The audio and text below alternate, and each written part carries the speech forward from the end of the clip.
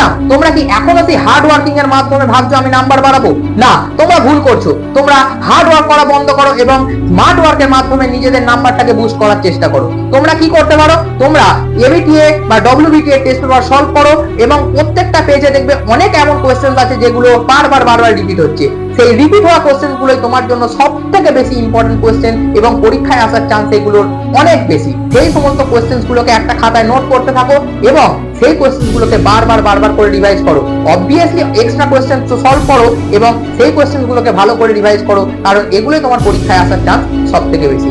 এবং প্রত্যেকদিন শোয়ার আগে সেই কোশ্চেন গুলোকে একবার করে দেখে নিও এবং দেখবে পরীক্ষায় সেই সমস্ত কোশ্চেন গুলো যখন আসবে তুমি খুব ইজিলি সলভ করতে পারবে এবং তোমার সেই কোশ্চেন গুলো সলভ করার ফলে তোমার নাম্বারটা অনেকটা বুস্ট হবে। তাহলে হার্ড ওয়ার্ক করা বন্ধ করো এবং স্মার্ট স্ট্র্যাটেজির মাধ্যমে তোমার নিজেদের নাম্বারটাকে এখান থেকে এখান পর্যন্ত বাড়িয়ে নাও। আর এই সমস্ত নিত্য নতুন টিপস এন্ড টিপস জানার জন্য আমাদের এই চ্যানেলটিকে সাবস্ক্রাইব করো এবং লাইক করো এবং কমেন্ট করে জানাও তোমরা কি করছো, স্মার্ট ওয়ার্ক নাকি হার্ড ওয়ার্ক।